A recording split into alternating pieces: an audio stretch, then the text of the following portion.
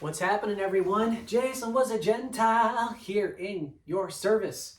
So I wanted to talk with you real quick about some things that has been happening over this last little 7 days. I just got back from church, and there's a couple things that stuck with me, and I wanted to share some of those things. And so, so one thing that I just was like, this sermon that I saw today.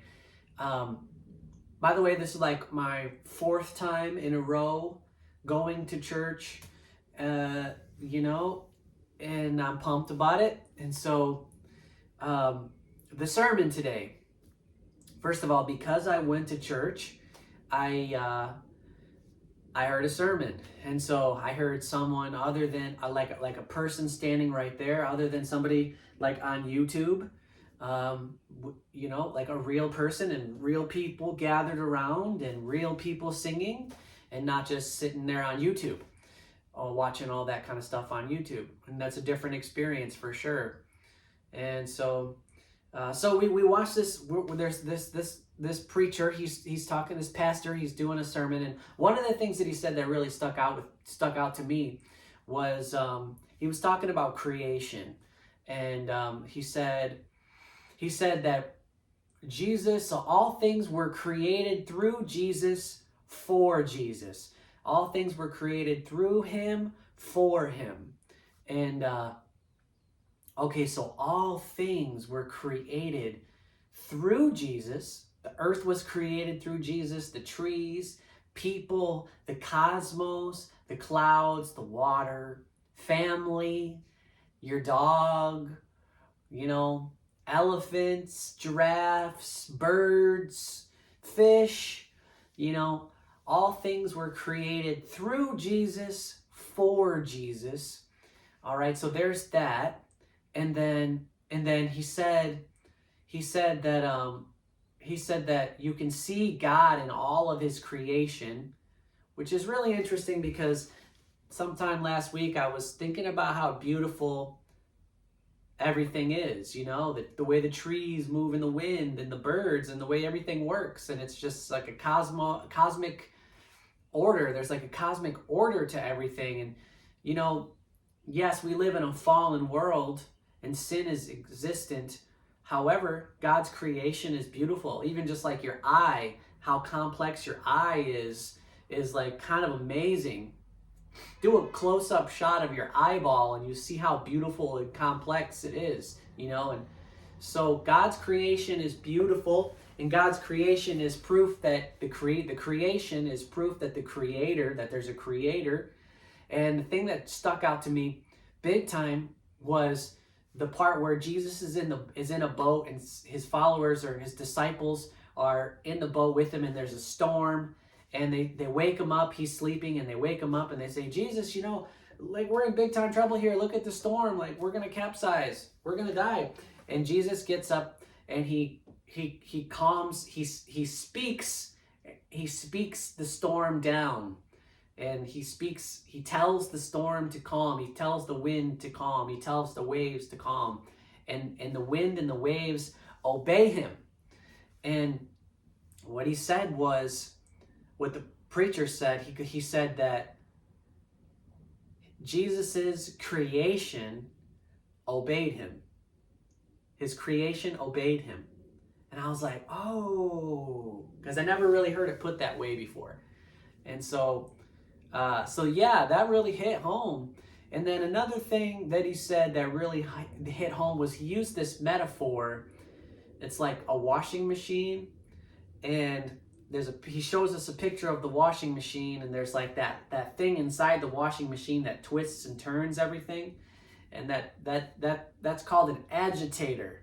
And so the agitator is what moves the water around and the soap around, so the water and the soap can move through the things that you're trying to wash. And it's that agitation that creates the cleansing, and he used this metaphor that a Christian is in the world an agitator of sorts. And so there's this agitator, agitator not in like a cruel or like a mean sense, but agitator in a sense to where it's like, let's rustle it up a little bit. Let's have some courage. Let's get out there. Let's talk. Let's say what we believe. Let's proclaim Jesus Christ. And that act right there, because we live in a post-Christian society. We live in post-Christendom. There's a book I just finished reading. It's called Take Heart by Matt Chandler. And one of the things he says in that book is that, we're in a post-Christian society, and that the Christian church has always been like on the margins. We've always been in the margins. And so, and that's where the church thrives. There's opportunity in the margins. We're over here on the side, and in the world, the culture is like the big piece of the pie. But and so we're like here, but we see, because of the Bible and because of what we learned from the Bible, to not be of this world, to not conform to the culture, but to conform to Christ. You're going to conform to something, right? Not conform to the culture, conform to Christ. But if as you're conforming to Christ, you become more aware of how the fallen nature and how unfulfilling the culture is, right? And so, so we're on the margins. And that the Christian church has always been on the margins. But that's where we thrive. We thrive on the margins. And so take heart that we are on the margins, but we've always been on the margins. The Christian church has always been on the margins. So then as you step out into the culture, and this is me being like, for example, like these YouTube videos that I'm posting, it's an agitator. As I'm shooting this video, I'm stepping out of the culture. I'm stepping out into the culture, the public square of the internet. And so whoever's going to watch this is going to watch this, so, but for me to say that Jesus is the way, the truth, and the life, and no one comes to the Father except through Jesus, that's a very particular claim that Jesus made, and it's in the Bible. And I believe that the Bible is the inerrant, true Word of God. There's no errors. That's what inerrant means. There's no errors. And that I stake my faith, I lay my faith on what the Bible says, and that it's true, and that informs my life. And those are some pretty big decisions, And then so that's what I believe, right? And so it's as you conform to the image of Christ, meaning you take on the mind of Christ, it begins to it influence your deeds. And then there's this thing called the Great Commission, and that as we follow Christ, and Jesus says, go out into the world and make disciples. And that's what I'm doing here right now. Being an agitator. The agitator is the thing that spins around. Why agitate at all? Agitate in love. But why have courage at all? It's so it can be cleansed. So the water can move through it and be cleansed. I think that's so cool. That's just a really, really cool analogy. And so, so I picked that up at church. And I also wanted to share something with you that I've been doing. So this is like a little... This is just like a little leather-bound notebook that I bought on Amazon, and it's just really kind of cool. It's like cappuccino color.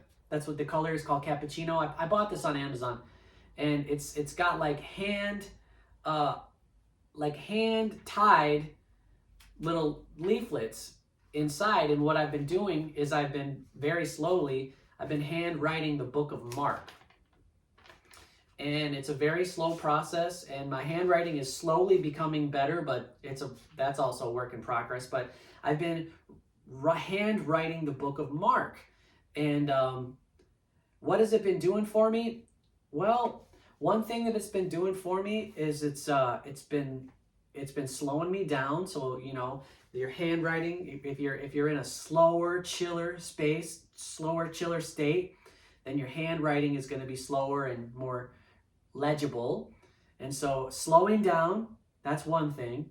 And then also I've been picking apart the book of Mark very slowly and grasping it, and like reading it very slowly instead of just kind of breezing through it. So I don't know, I would encourage you to handwrite one of the books of the New Testament if you have it on your heart. It's just like a really cool deal. And so I don't know what I'm going to do with this when I finish. I've started out just like a lot of things, I started out thinking that I was going to give this to one of my nephews when I finish it. How about that for a gift? You handwrite a couple books of the Bible and you give them a handwritten like heirloom. I mean, it's very unique and very like, wow. And what I like about this is small enough where you can maybe put it in the side of it's not big at all. You can put it in the side of the door of your car. And if you're just sitting in your car or something, you just want to pull this out and read a little bit. And then someone has taken the time to hand write this. It kind of makes it feel unique and special. It's like an experience to read this. And it's also an experience to write it. And so, yeah, so I'm not telling you this to bring it into the world of the ego and then say, hey, look at me. But I stumbled across a YouTube video like 2 weeks ago where someone said they were handwriting the Bible, and I just thought that was so interesting. And I was like, whoa, it never occurred to me. Because, the Bible was copied by hand. Before the printing press, they made copies by hand. And beautiful copies, too. And so I'm not telling you that this is beautiful on the inside of this, but it's legible and it's in cursive, and I'm proud of it. And so, yeah, so that's just a little something that I've been doing. Maybe I could just flick this into like some practices that have been adding value to my life, into my Christian walk. And so some practices that have been like strengthening my faith and like making me more educated on the Bible, and also like just filling me with a little bit more courage and a little bit more zeal. So this is one thing. This is one thing for sure. Yeah, I'm going to knock out a couple verses. 4 verses fit on 1 page. And so sometimes I just do 1 page. I write 4 verses and that's it. And I think deeply about what it is I just wrote. The other thing is, I've been getting into the habit of reading Christian books, and so Christian authors. And so this is the second book that I've read. The other one I read was Through the Gates of Splendor. It was about Jim Elliot and some other missionaries that went to South America to preach to the Auca Native Americans, and they got killed. And so that was a really interesting read. It was long, but I got another book coming from John MacArthur about Jesus's parables. So, but what am I saying? I'm saying that this is like a practice. It's like a practice that has been adding value to my life. Like a Christian author talking about Christian stuff. And I'm like, oh, and it makes me think. And then the other thing is, obviously this like I've been doing the Luke study. We've been doing the studying Luke, and we've been going over Luke. And so I got to read the book. I got to read, like, if we're going to do a chapter, I got to read the chapter before I start shooting the video, and then read the commentary and get a grip on it. And then, then I shoot the video and then pick it apart. And that's called exegesis, like picking it apart, giving historical context and cultural context, which I find in the commentary. That's been strengthening me as well. And so these are practices. And I think, like, at first it's kind of tricky to get things going, but once you get a routine going, then you kind of start to miss it. And so once I finished up this book, Take Heart, I was like, I got to get another book. And so I bought one. I didn't want to sit around and just play games on my phone or something, or watch YouTube instead. I just wanted to take some time. This has really added a lot of value to my life, and I can see it. But it's something that I've been practicing. Having a practice is something that you do. Like, you keep doing it. Like, if you're practicing for a basketball game, you're playing basketball, getting ready for the game. It's like a practice. It's something you do regularly to prepare. Prepare for what? I don't know, but just prepare to continue to prepare just to strengthen yourself as a Christian. Like, okay, what are we doing here? Like, okay, what's going on here? Like, are we learning anything? Is it impacting our mind at all? Is it impacting our deeds at all? And I'm not saying that there's like a deeds-o-meter, or there's if there's not a certain amount of deeds, then you're not a Christian. That's not what I'm saying at all. All I'm saying is, if you have some practices that you do. Also, another practice that I have is I play guitar and I sing worship music on YouTube, and I also play on my own, not on YouTube, and just singing songs to glorify God. That's a practice. And so, but what it does for me is it strengthens my faith. It gives me zeal and gives me courage. And then what I've been noticing for me, and I also have that Team Jesus jersey that I wear. And I wear it out into the world and people comment on it. And that gives me an opportunity to encourage or an opportunity to talk with someone. And that someone totally came up to me at the gym and asked me about my jersey and said he's been thinking about reading the Bible. And I walked him through the 10 Commandments and made him aware of his sin and told him that was the forgiveness of sin is exactly what Jesus' death on the cross was. I mean, that was an opportunity. You know, that I believe that God gave me an opportunity because in courage, I was walking out into the world with the jersey on. You know, but when God presents opportunities, if you're doing something like that and God presents opportunities for you, it's really, really helpful to be what they would say, walking in the Spirit. Walking in the Spirit meaning not some sort of like, walking in the Spirit like that, but more like you're just in tune. You're thinking, what is God's will for me in this moment? How can I serve God in this moment? And instead of being like, how can I serve myself in this moment? More like, how can I serve God in this moment? And this day, what does God want for me?